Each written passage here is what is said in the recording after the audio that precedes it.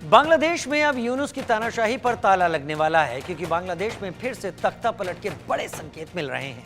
शेख हसीना का तख्ता पलट करने वाले छात्रों ने अब यूनुस सरकार के खिलाफ मोर्चा खोल दिया है। जैसे यूनुस के हाथ पैर फूले हुए हैं और उनको अपना भविष्य साफ साफ नजर आ रहा है। अब वो सत्ता से जाने वाले हैं। बांग्लादेश में मोहम्मद यूनुस का राज जल्दी खत्म होने वाला है और बांग्लादेश में मोहम्मद यूनुस का जाना उस कहानी की तरह है जो कहानी शुरू होने से पहले ही अपने अंत के नजदीक आ गई हो। यानी पहला पन्ना खोलते ही आखिरी पन्ने के दीदार होने लगे। यही सब कुछ बांग्लादेश की कहानी है।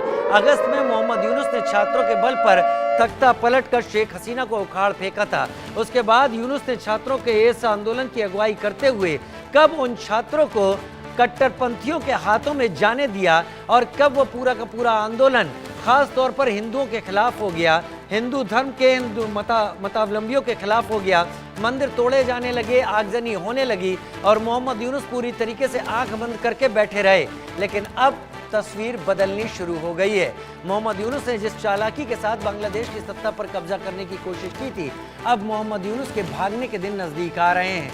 उनको समझ में आने लगा है कि अब वही छात्र इनके लिए भस्मासुर बनने जा रहे हैं। अब जिन छात्रों के कंधे पर चढ़कर उन्होंने सत्ता हासिल करने की जो साजिश रची थी, वही छात्र अब उन्हें उखाड़ फेंकने के लिए तैयार है। फरवरी तक नई पार्टी बनाने की तैयारी है छात्रों की। बांग्लादेश को इस्लामी गणराज्य बनाने की मांग, फरवरी तक नई पार्टी बनाने की पूरी तैयारी। तो ये है वो छात्र जो आंदोलन कर रहे थे रिजर्वेशन को लेकर, लेकिन अब ये छात्र अपनी पार्टी बनाने की बात कर रहे हैं, बांग्लादेश को इस्लामिक गणराज्य बनाने की बात कर रहे हैं। और पूरी तरीके से इस्लामी गणराज्य बनने से पहले जब वहाँ हिंदुओं के साथ इतना अत्याचार हो सकता है, तो इस्लामी गणराज्य बनने के बाद वहाँ के क्या हालात होंगे, इसके बारे में आसानी से सोचा जा सकता है। और मोहम्मद यूनुस उसी चेन का एक हिस्सा हैं जो उस दौर से इस दौर के बीच में कट्टरपंथ को आगे ले जाने के लिए रास्ता बने हुए हैं।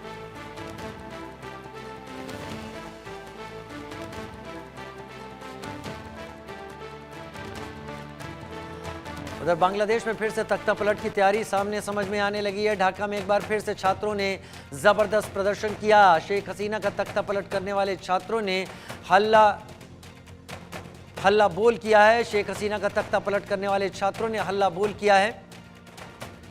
शेख हसीना के बाद अब मोहम्मद यूनुस के खिलाफ प्रोटेस्ट शुरू कर दिया गया है। उसकी तैयारी है इन छात्रों की। बांग्लादेश के संविधान पर सीधे सवाल कर रहे हैं ये छात्रों ने बांग्लादेश को इस्लामी गणराज्य बनाने की अब मांग कर डाली है। छात्र नेताओं के आगे घुटने टेकते हुए मोहम्मद यूनुस अब दिखाई पड़ रहे हैं। नई पार्टी बनाने की तैयारी में आंदोलन की अगुवाई करने वाले नेता शामिल हैं। छात्र नेताओं के आगे घुटने टेकते मोहम्मद यूनुस और ये छात्र अब नई पार्टी बनाने की तैयारी में आंदोलन की अगुवाई करने वाले हैं। फरवरी तक बीएनपी समेत मुख्य विपक्षी दलों पर गंभीर आरोप हैं। छात्रों का बीएनपी और विपक्षी पार्टियों को सीधा संदेश, अवामी लीग को नए संसदीय चुनाव में भाग लेने से रोकने, इस्लामोफोबिया, मुस्लिम चरमपंथ, हिंदू चरमपंथ अब बर्दाश्त नहीं। बीएनपी का जमाते इस्लामी और छात्र नेताओं से टकराव, बीएनपी के खिलाफ जमात से गठबंधन कर रहे छात्र नेता।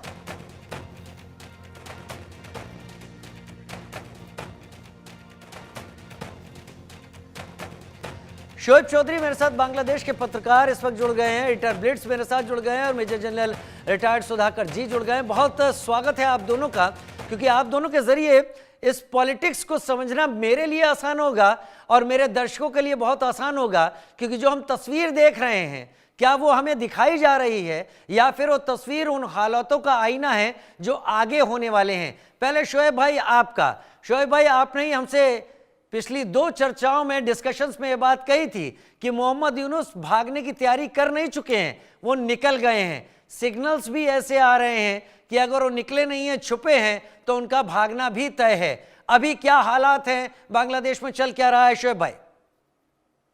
बहुत बहुत धन्यवाद राजीव भाई।